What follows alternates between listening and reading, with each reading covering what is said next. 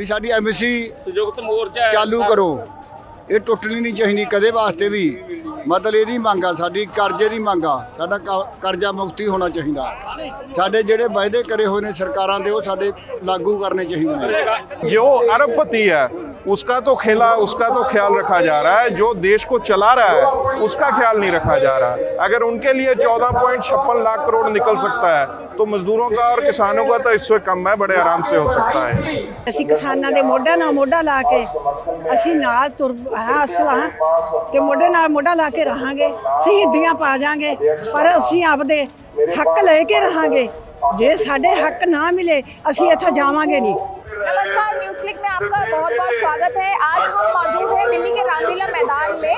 यहाँ पर एसकेएम के कॉल पर एक बहुत बड़ी किसान मजदूर महापंचायत का कॉल दिया गया और यहाँ पे आप देख सकते हैं कि बहुत बड़ी तादाद में मजदूर और किसान भी, लेकिन ज़्यादातर किसान देश के अलग अलग हिस्सों से, हरियाणा, पंजाब, उत्तर प्रदेश, मध्य प्रदेश, बहुत सारे राज्यों से यहाँ पर आए हैं। वो लोग फिर से अपनी मांगों को केंद्र सरकार के सामने रख रहे हैं कि जो 2 साल पहले उनसे वादे किए गए थे वो पूरे हुए नहीं है। उन्हें एमएसपी की गारंटी का एक कानून चाहिए ताकि उनकी फसलों का उनको दाम पक्का मिल सके। यहाँ आए किसानों से हमने बात की, उन्होंने ये भी बताया कि सरकार उन कहती है कि किसानों को एमएसपी देने के लिए उसके पास पैसा नहीं है, लेकिन दूसरी तरफ बड़े कॉर्पोरेट्स के बहुत बड़े कर्जों को माफ कर दिया जाता है। तो क्यों किसानों और मजदूरों के जो कर्जे हैं वो माफ नहीं कर रही है? आइए सुनते हैं कि यहाँ मौजूद किसानों ने और नेताओं ने हमसे क्या कहा। Thousands of farmers have gathered here in Ramlila Maidan, Delhi for the Kisan Mazdoor Mahapanchayat. It is an expression of their anger against the betrayal of promises, including a return assurance on December 9, 2021 after 380 days of struggle in which more than 736 of our comrades were martyred. The Narendra Modi-led BJP government had assured that a legal guarantee would be ensured for MSP at C2+50 formula, loan waiver, and all cases would be withdrawn against the farmers, compensation for the families of the martyrs. Along with that, the Electricity Act amendments would also be withdrawn. However, none of these promises have been kept by this government. जले पर नमक छिड़कने की कोशिश और की गई कि उस टैनी मिश्रा को, जिसका वीडियो मौजूद है जिसमें वो किसानों की हत्या करने के आह्वान करते हैं, उनका बेटा 4 किसानों और 1 पत्रकार को रौंद के मार डाल देता है, उसको मंत्रिमंडल से नहीं हटाया। वो तो निर्लज्जों की सरकार है, बर्बरों की सरकार है, लेकिन चुनाव के दौरान उसको दोबारा टिकट दे दिया गया। ये एक तरीके से किसानों को अपमानित करने की कोशिश की गई। तो पहला सवाल तो ये है कि हम किसानों के उन तमाम सारे सवालों को लेकर एक नए संघर्ष की घोषणा करने के लिए यहाँ पर आए हैं। किसानों के तमाम सारे मुद्दों को लिया गया और उन मुद्दों में ये जो WTO में जो खतरनाक समझौते किए जा रहे हैं उनका विरोध भी शामिल। लेकिन दूसरा सवाल भी महत्वपूर्ण है कि हम लड़ रहे हैं, लगातार 9.5 साल से लड़ रहे हैं, पिछले 3.5-4 साल से खास तौर से लड़ रहे हैं। मंदसौर में 6 जून 2017 में जो हत्याकांड हुआ था उसके बाद से लेकर लगातार लड़ रहे हैं और हम ये पा रहे हैं कि ये मीडिया पर कब्जा करके या कॉरपोरेट्स कंपनी के पैसे के आधार पर जनता को गुमराह करके लगातार उसी नीतियों पर चल रहे हैं। कि अभी देश चुनाव पे जा रहे, हम कोई मांग करने के लिए नहीं आया।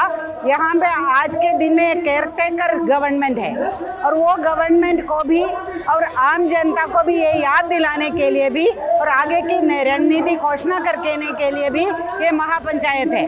और ये है कि तुमने जो चुनाव के पहले जो वादा किया था मजदूरों के लिए, किसानों के लिए, आम जनता के लिए, वो कुछ भी नहीं किया और इसके लिए हम लगातार लड़ाई में थे।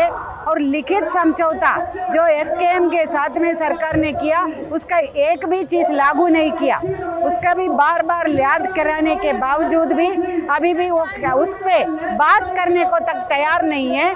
इतना बड़ा जो है अहंकारी सरकार। किसान महापंचायत है, सबसे बड़ी त्रासदी हमारे देश की ये है कि नरेंद्र मोदी कहाँ से चला था कि कांग्रेस मुक्त भारत, उसके बाद सवाल मुक्त मीडिया, उसके बाद आंदोलन मुक्त सड़क और विपक्ष मुक्त संसद, और अब बदकिस्मती अगर हमारे देश की हुई तो ये हमारी जवानबंदी भी करेगा और तालाबंदी भी करेगा।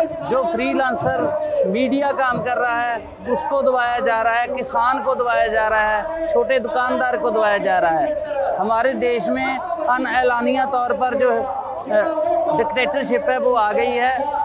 अगर इस देश की बदकिस्मती हुई तो 2024 में दोबारा अगर मोदी आ जाता है तो पूरे देश में एलानिया तौर पर जो डिक्टेटरशिप है वो स्थापित हो जाएगी और इस देश को हम लोकतांत्रिक देश बताते हैं, लेकिन अब वो लोकतांत्रिक कदरें कीमतें नहीं रही हैं देश में। कि हम लोग समझ रहे हैं कि देश का किसान और मजदूर मेहनत करने के बावजूद भी कर्ज में डूबा हुआ है और कॉरपोरेट जो अरबोपति है वो 14.56 लाख करोड़ का लोन वेवर ले चुका है।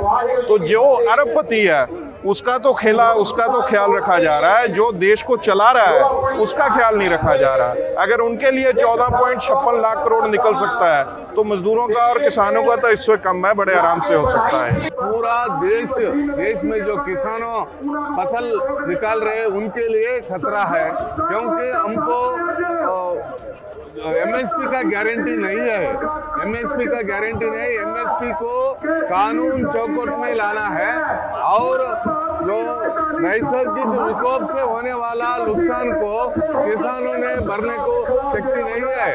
इसलिए हमारा मांग है, कर्नाटक में 200 तालुक में सूखा है, उनके लिए परिहार देना है और एमएसपी को कानून चौकट में लाना है और नया बिजली का एक्ट जो ला रहे वो नहीं लाना चाहिए। साडियां मंगां पूरियां कर दे, असीं नहीं आउंदे, सानू रोल दे 70 साल ਦੀਆਂ बुढ़ियां गोडे साडे नहीं काम करते, निगाह साडी नहीं गी है डगोरियां ਅਸੀਂ फड़ी फिरदियां घर छड्डण ਨੂੰ ਕਿਹਦਾ जी करदा ਹੁੰਦਾ है। साडे वादे पूरे करदे, साडे वादे पूरे करदे, ਅਸੀਂ जमा नहीं आउंदेगे ते मोदी सरकार सानू बहुत हैरान करती है। जो किसान है वो अपनी इतनी मेहनत करते हैं पर ये जो सरकारें हैं वो उनको उनकी मेहनत का मूल्य नहीं दे पाती हैं। सो हम सरकार से यही हिदायत करते हैं कि वो हमें हमारी मेहनत का मूल्य दे, जो भी हमारे एमएसपी हैं वो रूल्स लागू करे और इंडिया में पूरे में जो भी भूखे मरते हैं लोग उनकी हेल्प करे। और जैसे कि कोई भी अदर बिजनेसमैन है, कोई भी प्रोफेशन में है, उसकी तनख्वाह होती है और जो किसान है उसकी कोई तनख्वाह नहीं होती है, जो वो 6 महीनों में कमाता है और नेचुरल कैलामिटीज़ की से उसकी फसल भी ख़राब हो जाती है, फिर भी उसको उतना मूल्य नहीं मिल पाता है। सो हमारी सरकार से यही हिदायत है कि वो हमें अपनी मेहनत का मूल्य दे और हमारे जड़े कर्जा है किसानों के सिर उसको माफ़ कर दे।